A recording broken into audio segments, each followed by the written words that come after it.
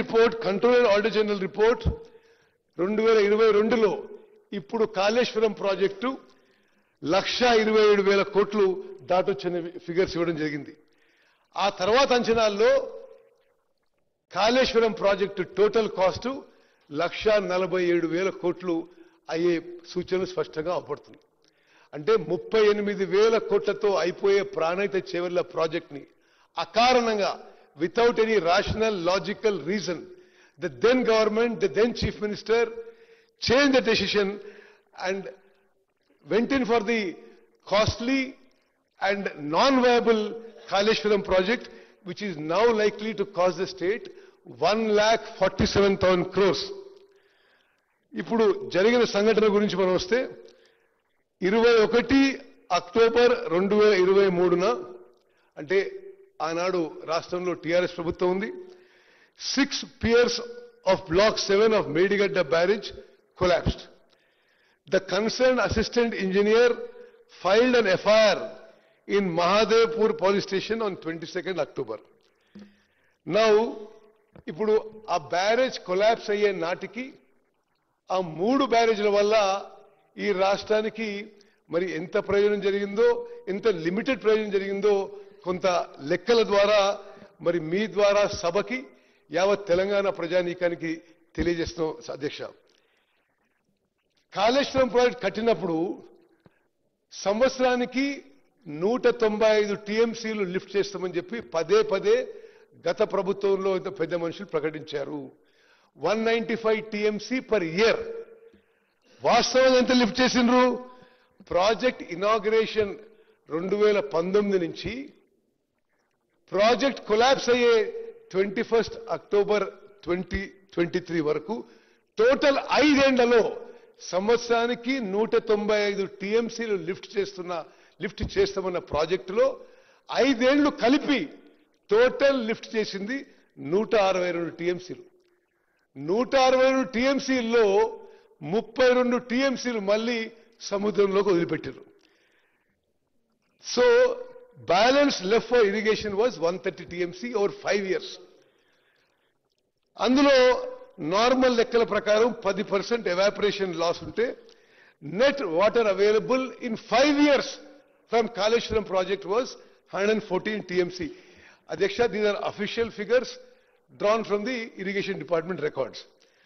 ఇందులో మళ్ళీ 13 TMCలు కొండపోచమ్మ సాగరు, మల్లన్న సాగరు, రంగనాయక సాగర్లో స్టోరేజ్గా ఉన్నాయి. అంటే టోటల్ 5 ఏళ్లలో మరి 1,00,000 కోట్లతో కట్టిన కాళేశ్వరం ప్రాజెక్టు ద్వారా తెలంగాణ రాష్ట్రానికి ఉపయోగపడ్డ నీళ్లు 101 టీఎంసీ. అంటే సంవత్సరానికి 20.23 టీఎంసీ. అధ్యక్ష, 38,000 కోట్లతో పూర్తయ్యే ప్రాణహిత చేవెళ్ల ప్రాజెక్ట్ పక్కన పెట్టి 1,47,000 కోట్లతో కాళేశ్వరం ప్రాజెక్టు మొదలుపెట్టి 1,00,000 కోట్లు ఖర్చు పెట్టిన తర్వాత 5 ఏళ్ల ప్రాజెక్టులో 195 టీఎంసీలు పర్ ఇయర్ 34 లక్షల ఎకరాలు వస్తాయన్నారు వీళ్ళు. 34 లక్షల ఎకరాలు వస్తాయని చెప్పారు. 18 లక్షల ఎకరాలు కొత్త ఆయకట్టు, 16 లక్షల ఎకరాలు స్టెబిలైజేషన్ అని చెప్పడం జరిగింది. వాస్తవంగా 5 ఏళ్ల పాటు వచ్చిన నీళ్లు 101 టీఎంసీ అంటే సంవత్సరానికి 20.2 టీఎంసీలు. అంటే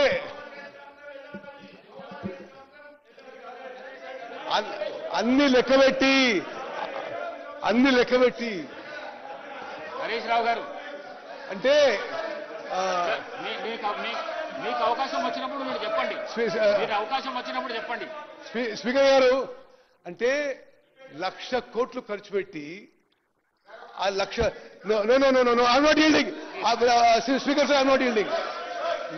కోట్లు ఖర్చు పెట్టి సంవత్సరానికి కొత్త ఆయకట్టు, న్యూ ఆయకట్, కొత్త ఆయకట్టు 1,00,000 ఎకరాలు కూడా రాలేదు. స్టెబిలైజేషన్ ఇంకో 1,00,000 ఎకరాలంటే మొత్తం కలిపి 1,00,000 కోట్లు ఖర్చు పెట్టి 2 లక్షల ఎకరాలకు కూడా నీళ్లు సరిగ్గా ఇవ్వలేకపోయిండ్రు. 1,00,000 కోట్లు ఖర్చు పెట్టిన ప్రాజెక్టు 4 ఏళ్లలో కూలిపోయింది. అధ్యక్ష, స్వతంత్ర భారతదేశంలో ఇంత పెద్ద man made disaster, financial disaster ఏ రాష్ట్రంలో కూడా జరగదని చెప్పి నేను మనం చేస్తున్నా. మరి అధ్యక్ష స్పీకర్ సార్ 21 అక్టోబర్ 2023లో మేడిగడ్డ బ్యారేజ్ కొలాప్స్ అయినప్పుడు వాళ్ళు అధికారంలో ఉన్నారు. కల్వకుంట్ల చంద్రశేఖరరావు గారు ముఖ్యమంత్రిగా ఉన్నారు. బ్యారేజ్ కొలాప్స్ అయిన రోజు 21 అక్టోబర్ 2023లో NDSA national dam safety authority వాళ్ళు వచ్చి ఇన్స్పెక్ట్ చేశారు. నేషనల్ డ్యామ్ సేఫ్టీ అథారిటీ అంటే అడ్డగోలు మాట్లాడుతున్నారు మా మిత్రులు across this world. National dam safety authority is created by an act of parliament. ఆ చట్టం పార్లమెంట్ లో వచ్చినప్పుడు మద్దతు తెలిపింది టీఆర్ఎస్ పార్టీ. వాళ్ళే మద్దతు తెలిపిండ్రు. ఆ చట్టం ప్రకారము national dam safety authority create చేయబడ్డది. భారతదేశంలో డ్యామ్లు అండ్ బ్యారేజెస్ మీద అత్యంత నాలెడ్జ్, స్కిల్, అనుభవం వాళ్ళు ఈ national dam safety authority members. వాళ్ళు national dam safety authority inspected the Medigadda barrage on 24 October 23. ఆ రోజు ప్రభుత్వం ఎవరిది అధ్యక్ష? TRS party. మరి దీనికి వాళ్ళు పాయింట్అవుట్ చేసింది ఏంటంటే ఈ Medigadda barrage and other components of Kaleshwaram project 2019లో ఇనాగ్రేషన్ తో మొదలుపెట్టినాయి. ఇనాగ్రేషన్ మొదలైన కొన్ని రోజులకే project developed serious problems. Piping అంటే బ్యారేజ్ ఇటు నుంచి కింది నుంచి అటు మరి నీళ్లు ఉసుకపోతూ బ్యారేజ్ ఫౌండేషన్ వీక్ అయిపోయింది. 2019 నుంచే వాళ్ళ అధికారులు రాసిన రికార్డు ప్రకారమే all the 3 barrages were showing serious problems. ఇంకో విషయం అధ్యక్ష, అసలు డ్యామ్ కి బ్యారేజ్ కి తేడా లేకుండా బ్యారేజ్ కట్టి డ్యామ్ లాగా ఉపయోగించుకునేందుకే ఈ యొక్క మేడిగడ్డ బ్యారేజ్ కొలాప్స్ అయిందని చెప్పి ఎన్డీఎస్ఏ రిపోర్ట్లో ఉంది. ప్రపంచవ్యాప్తంగా barrages are meant to store less water, 2 to 3 TMC at the most. Dhavaleswaram లాంటి ప్రాజెక్టులలో కూడా 2-3 TMCలు స్టోర్ చేస్తారు. మరి ఈ మేడిగడ్డ బ్యారేజ్లో ఈ బ్యారేజ్లలో మరి ఫుల్ కెపాసిటీకి స్టోర్ చేసి అధికారులు హెచ్చరించిన ఆన్ రికార్డ్ ఇది ఇంత స్టోరేజ్ చేయకూడదు, నీళ్లు తగ్గియాలే, రిపేర్ చేయాలని చెప్పిన ఆనాటి ప్రభుత్వంలో పెద్ద మనుషులు దాన్ని లెక్క చేయలేదు. దాని పర్యావసనమే మేడిగడ్డ బ్యారేజ్ కూలిపోయిందని చెప్పి లిఖితపూర్వకంగా మీ ప్రభుత్వంలో మీ అధికారులే తెలియజేసిండ్రు.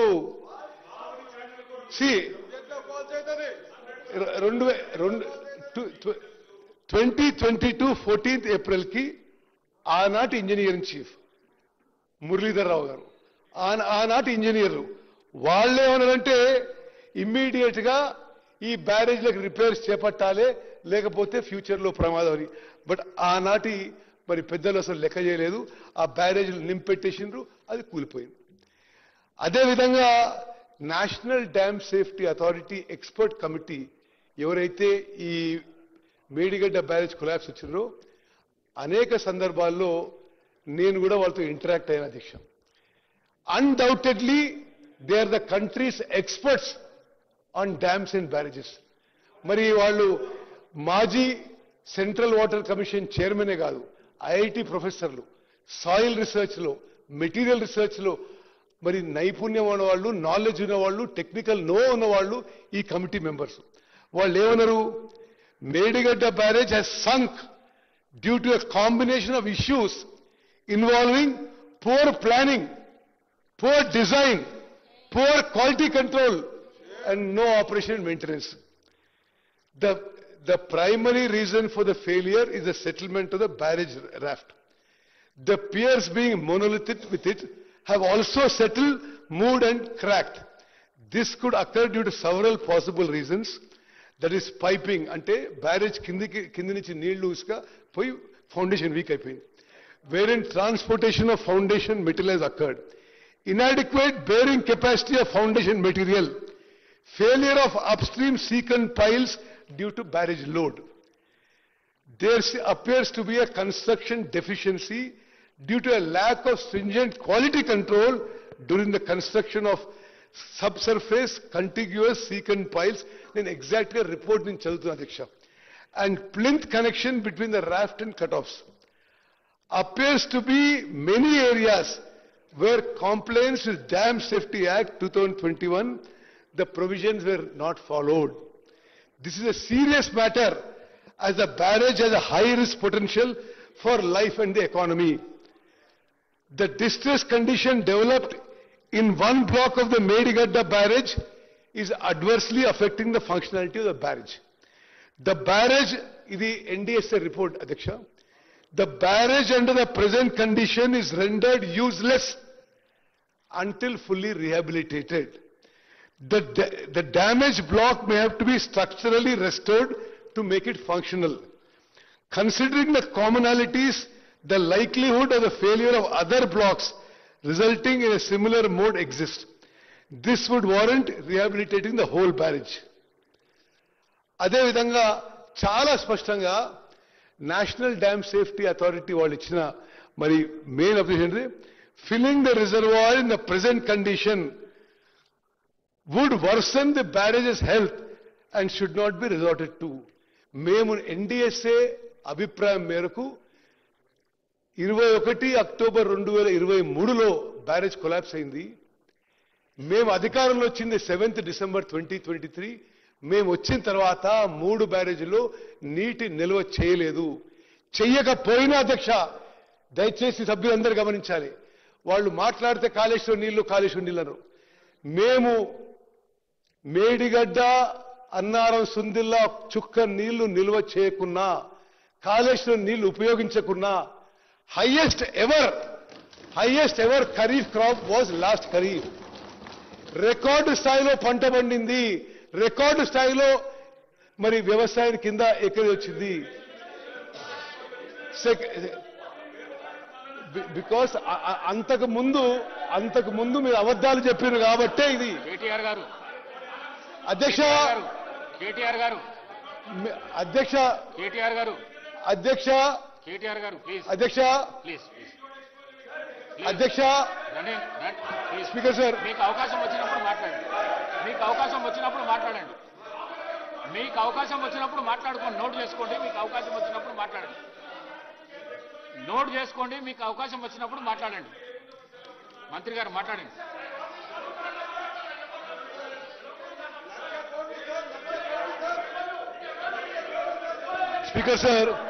స్పీకర్ సార్, ఇది అంటే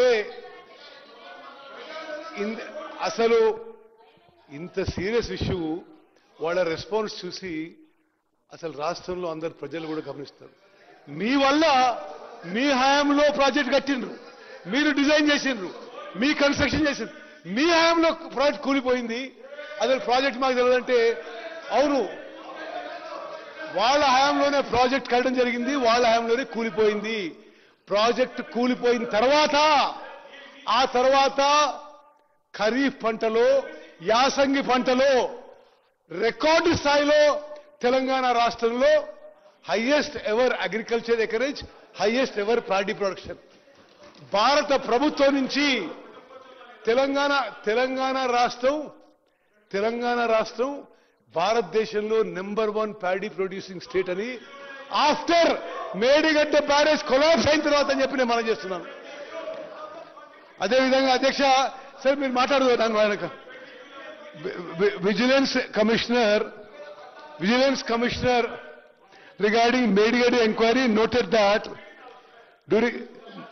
Vigilance Commissioner noted that there is no IS code, Indian Standard Code existing for secant pile cutoff. There are IS codes for Z-type sheet piles, RC diaphragm cutoffs for structures originally proposed in DPR. DPR లో ఒక foundation propose చేస్తే వీళ్ళు కట్టింది వేరే foundation తోని. Okay, during course of execution of works, if any new item of works are required, ఇది Vigilance Commissioner report. During course of execution of works, if any new item of works are required, they shall be awarded to the work executing contractor, duly checking the contractor's competence in execution of such similar works. The previous work experience of agency in executing similar work was not verified. Vigilance and Enforcement has submitted this to the Commission of Inquiry. ఇది ఈ నిర్ణయం ఎట్లా జరిగింది? Project execution మొదలైన తర్వాత 9 జనవరి 2017న ఒక మీటింగ్లో ఆనాటి ఇరిగేషన్ మంత్రి చైర్ చేసిన మీటింగ్లో decision was taken that led to replacement of originally proposed diaphragm walls, Z type sheet piles with secant pile cut offs. మరి మా ప్రభుత్వం వచ్చిన తర్వాత ఇంత పెద్ద నష్టం జరిగిన తర్వాత 1,00,000 కోట్లు ఖర్చు పెట్టి ప్రాజెక్టు నిరుపయోగంగా ఉంది. 21,000 కోట్లయితే స్ట్రేట్ అవే నష్టం. ఏది మేడిగడ్డ, అన్నారం, సుందిల్ల బ్యారేజ్లు ఆ కట్టడానికైనా ఖర్చు ప్లస్ వాటి పంప్ హౌసెస్కి 21,000 కోట్లయింది. అది పూర్తిగా మరి అసలు ఉపయోగంలో లేదు. ఇప్పుడు మా ప్రభుత్వం వచ్చిన తర్వాత పూర్తిగా ఈ విషయాన్ని పారదర్శకంగా మరి ఒక ప్రజాస్వామ్య పద్ధతిలో నిజం తెలుసుకోవాలనే ఉద్దేశంతో irregularities and lacuna in planning, designing and construction of Medigadda, Annaram and Sundilla barrages. To inquire into the manner of award and execution of contract, including but not limited to deviations in the contract and following a strict financial discipline in the execution of such contract. To inquire into the negligence and lacuna in operation and maintenance of 3 barrages by the agencies concerned and the department, thereby leading to major damage to the structure. To inquire into the quality control and monitoring aspects, negligence and other malpractices by the agencies to contractors and department.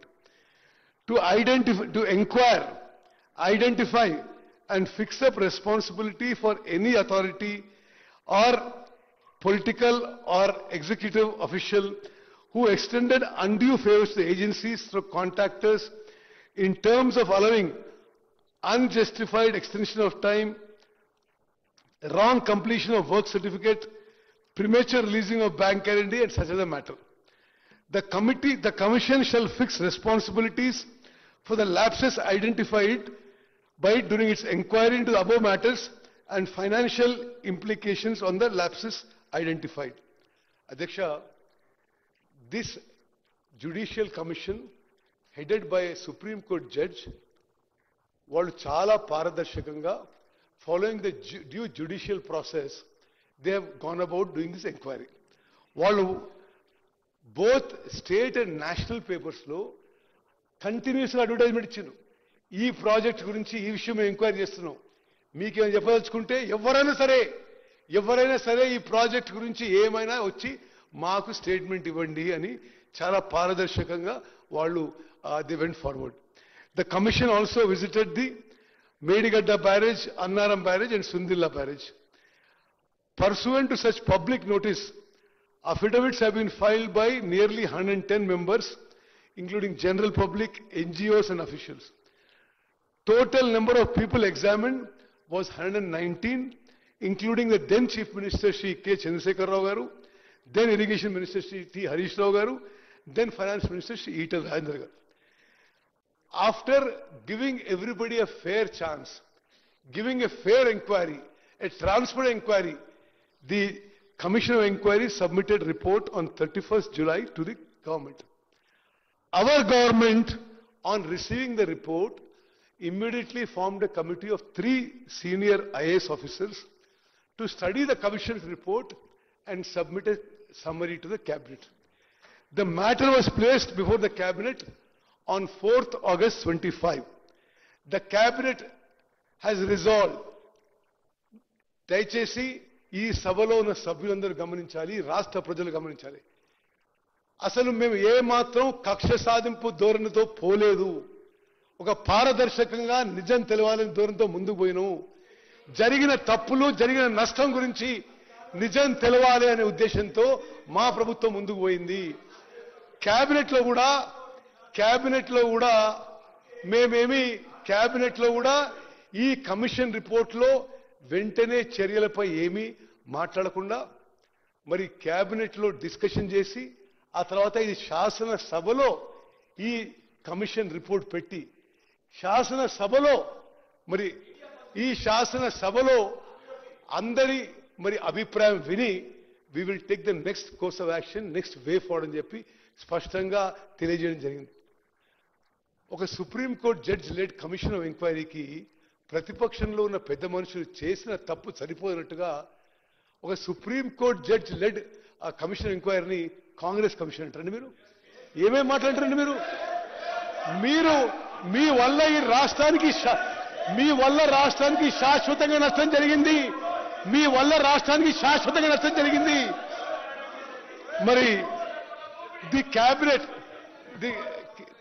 Speaker sir the cabinet resolve అంటే ఏమాత్రం కక్ష సాధింపు అనే ధోరణి లేకుండా ఒక democratic వేగా, ఒక పారదర్శకంగా, ఒక fair and neutral Vega cabinet చేసే తీర్మానం ఏంటంటే resolve to accept the report of the Commission of Inquiry, further resolve to place the same before Assembly for discussion. మేమేమో పూర్తి రిపోర్టు అసెంబ్లీలో పెట్టి చర్చించాలంటే ఈ పెద్ద మనుషులు కోర్టుకు పోయి ఆ రిపోర్టు మీద స్టే అడిగినరు, అసెంబ్లీలో రిపోర్ట్ పెట్టదని అడిగినని చెప్తే మరి ఎవరు దాచిపెడుతుందో ఒక్కసారి మీరు ఆలోచన చేయాలి.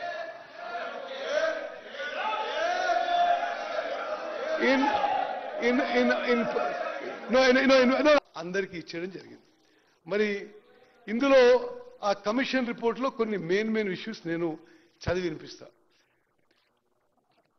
This supreme court judge led commission of inquiry has said as a summary, అంటే మేము ఏమాత్రం కక్ష సాధింపు ధోరణి లేదు, ఒక పద్ధతి ప్రకారం, ఒక ప్రొసీజర్ ప్రకారం, ఒక డెమోక్రటిక్ గా, ఒక ప్రజల ముందుకు పోయే విషయం ఈ కమిషన్ ఆఫ్ ఎంక్వైరీ ఏ విధంగా మరి ఫంక్షన్ అయిందో, ఏ విధంగా అందరికీ అవకాశం ఇచ్చిందో తెలంగాణ ప్రజలందరూ గమనిస్తారు. The judicial commission has stated it is the then chief minister who can be directly and also vicariously made accountable for the irregularities and the illegalities in planning, construction, completion, operation and maintenance of the 3 barrages. ఆనాటి ముఖ్యమంత్రి direct responsibility ఉందని చెప్పి, accountable అని చెప్పి మరి judicial commission of enquiry has given a report. ఈ మా మాటలు కాదు, నేను ఒక్క మాట కూడా అటు ఇటు చెప్తలేదు. ఆ కమిషన్ ఆఫ్ ఎంక్వైరీ రిపోర్ట్లో ఉన్న మాట యథాతథంగా చెప్తున్నాను.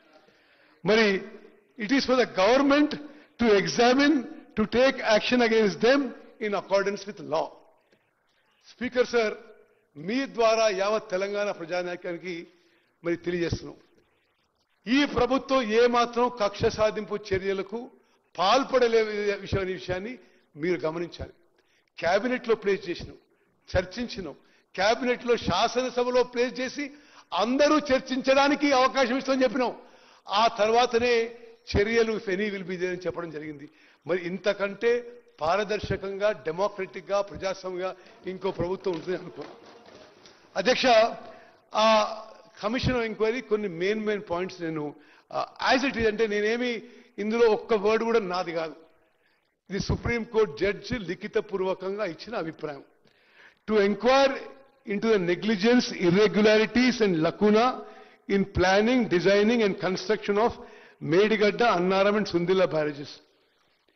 Judge ఏమంటారంటే, it is held that there is wrong planning and in some cases no planning in construction and completion of the 3 barrages in respect of preparation of estimates and granting administrative approvals and applying for and obtaining necessary permissions to approvals from the Central Water Commission.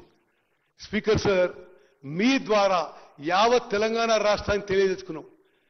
మరి వాళ్ళకి ఎందుకు ఆతృతుందో లేకపోతే ఏం మాత్రం ఉందో కానీ సిడబ్ల్యూసికి DPR approval కాకముందే టెండర్లు పిలిచి కాంట్రాక్టర్లకి మాట్లాడుకున్నారు, పనులు మొదలుపెట్టింది without any approval from contractor.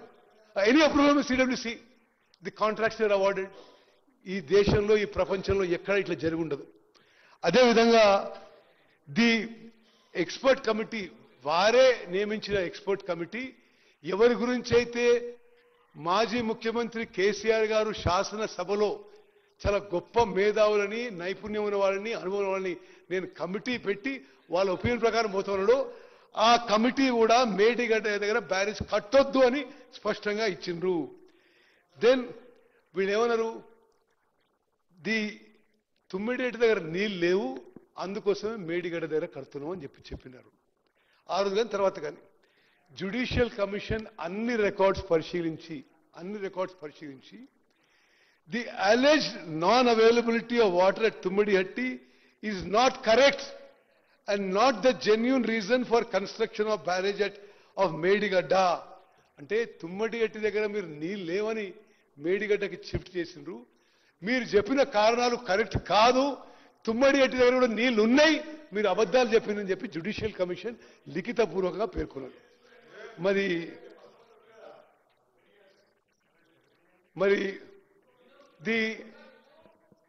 the decision of this is I am reading exactly the Judicial Commission report. The decision of construction of barrage at Medigadda and also at Annaram and Sundilla is solely of the then Chief Minister. The Judicial Commission vakya.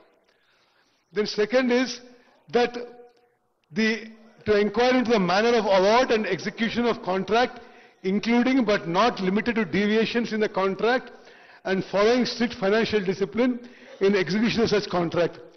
Contract paddhati, tendering process, WAPCOS తో ఉన్న మరి DPR తీసుకున్న విషయం, అన్ని విషయాల్లో all norms have been violated అని చెప్పి judicial commission పేర్కొంది. అదేవిధంగా అసలు టెండర్ పద్ధతే ఈ కాళేశ్వరం ఇరిగేషన్ కార్పొరేషన్ పెట్టిన తర్వాత అసలు మీరు ఫాలో అయిన టోటల్ ప్రొసీజర్ ఇల్లీగల్ అని చెప్పడం జరిగింది. ఒక ఇల్లీగల్ ప్రొసీజర్ ఫాలో చేస్తూ 1,00,000 కోట్లు ఖర్చు పెట్టి, ఆ 1,00,000 కోట్లు ఖర్చు పెట్టిన తర్వాత బ్యారేజ్ కూలిపోయి, మరి ప్రభుత్వం ఏం చేయాలో అధ్యక్ష, మరి సభ్యులందరూ కూడా ఈ విషయాల్లో వారి అభిప్రాయం తెలియాలని మనం చేస్తున్నాం. అదేవిధంగా revise estimates 1, revise estimates 2 project cost పెంచుకుంటూ పోయిను.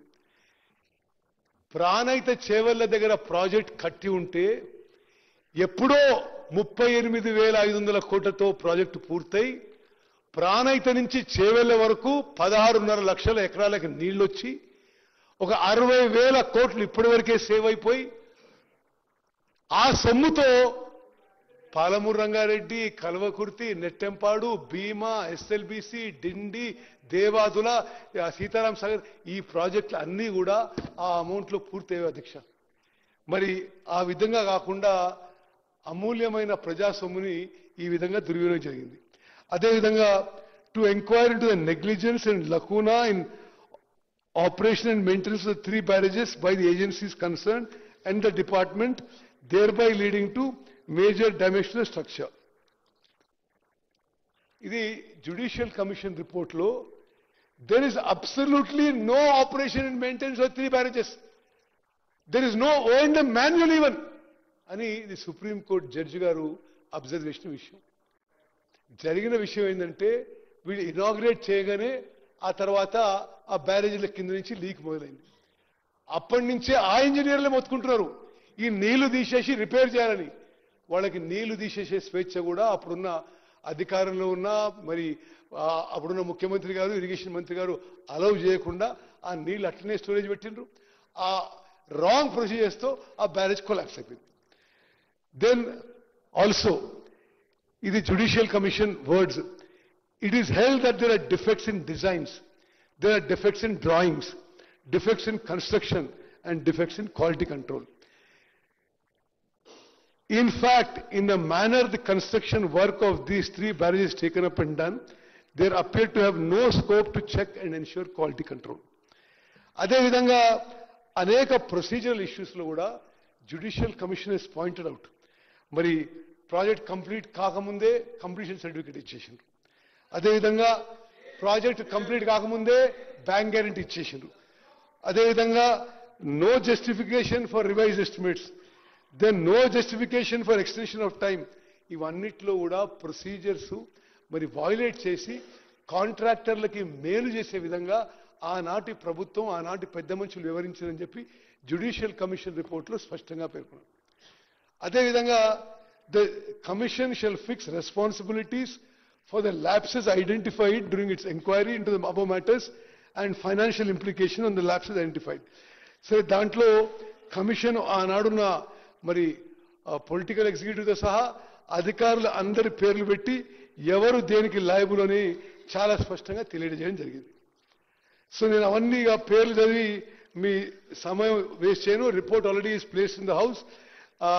All the engineers and IAS officers and the political executive, all their names are there. In this Judicial Commission report, the then Chief Minister has been directly held accountable and responsible for the collapse of the Medigadda barrage. The then Irrigation Minister has also been held responsible for lapses, and the then Finance Minister also has been held responsible for the lapses. Mari Adhyaksha, Prabhutvamu ఈ విషయాన్ని ఇంత పారదర్శకంగా 660 పేజీల report మీ అందరికీ ముందు తీసుకొచ్చి ఈ శాసనసభ represent the house, represent the state, 4 కోట్ల ప్రజల యొక్క ప్రతిబింబం కాబట్టి ఈ సభలో ఆ రిపోర్ట్ ప్లేస్ చేసి వే ఫార్వర్డ్ నెక్స్ట్ స్టెప్ తీసుకోవాలని ప్రభుత్వం నిర్ణయించింది. అధ్యక్ష నేను కొన్ని ఫిగర్స్ చెప్తే మీరు ఆశ్చర్యపోతారు. ఇది మాటి మాటికి వాళ్ళు పదే పదే కాళేశ్వరం ప్రాజెక్టు వల్ల నీళ్ళు వచ్చినాయి, కాళేశ్వరం ప్రాజెక్టు నీళ్ళు వచ్చినాయి అని చెప్పి 10 ఏళ్ల పాటు ఒక అబద్ధము ప్రచారం చేసుకున్నారు. ఇది పచ్చి అబద్ధము. నేను మీకు ఫిగర్స్ చదువుతాను. These figures are from the records of government of India and government of Telangana including in your time. మరి అంటే మేడిగడ్డ బ్యారేజ్ నుంచి నీళ్లు లిఫ్ట్ చేసుకున్నప్పుడు ఎంత ఎకరేజ్, ఎంత ప్యాడీ ప్రొడక్షన్, కొలాప్స్ అయిన తర్వాత ఎంత అని. మరి 2021-22లో ఖరీఫ్ పంటలో 58 లక్షల ఎకరాలు, మరి రబీ పంటలో 31 లక్షల, 115 లక్షల ఎకరాలు. 2023-24లో 115 లక్షల ఎకరాలు. మరి మేము అధికారంలో వచ్చిన తర్వాత మేడిగడ్డ, సుందిల్లా, అన్నారం బ్యారేజ్ నుంచి ఒక్క చుక్క నీళ్లు ఉపయోగించకుండా మా హయాంలో ఖరీఫ్ అండ్ యాసంగి కలిపి 121 లక్షల ఎకరాలులో వరి వండిందని చెప్పి మేము చాలా సంతృప్తితో, సాటిస్ఫాక్షన్తో మనం చేస్తాం. అదేవిధంగా అధ్యక్ష, amount of paddy production before Medigadda collapse, Medigadda నుంచి మేము నీళ్ళు తీసుకొచ్చి మరి అక్కడి నుంచి ఇక్కడ మొత్తం కాళేశ్వరం నీళ్ళు నింపేస్తామని చెప్పారు. మరి మేడిగడ్డ కూలిపోయి మేడిగడ్డ, అన్నారం, సుందిల్ల నిరుపయోగంగా 20 నెలల నుంచి ఉన్నాయి. మరి నిరుపయోగంగా ఉండంగా ఎంత వరి వండిందో నేను లెక్కలు చెప్తున్నా. మరి వాళ్ళ అధికారంలో ఉన్నప్పుడు 21-22లో 186 లక్షల మెట్రిక్ టన్నులు, 22-23లో 238 లక్షల మెట్రిక్ టన్నులు, 23-24లో 253 లక్షల మెట్రిక్ టన్నులు. మేడిగడ్డ బ్యారేజ్ కూలిపోయిన తర్వాత మేడిగడ్డ, అన్నారం, సుందిల నుంచి ఒక్క చుక్క నీళ్లు ఉపయోగించకుండా మా ప్రభుత్వ హయాంలో ఖరీఫ్ అండ్ యాసంగి కలిపి ఈ రాష్ట్రంలో వరి వండించింది 261 లక్షల మెట్రిక్ టన్నుల వరి ధాన్యం. ఇది భారతదేశంలోనే రికార్డు, తెలంగాణలో రికార్డు, ఉమ్మడి ఆంధ్రప్రదేశ్లో రికార్డు. 29 రాష్ట్రాల్లో ఇంత వరి పంట ఒక సంవత్సరంలో ఎన్నడూ పండని విషయం కూడా నేను మనం చేస్తాను. మరి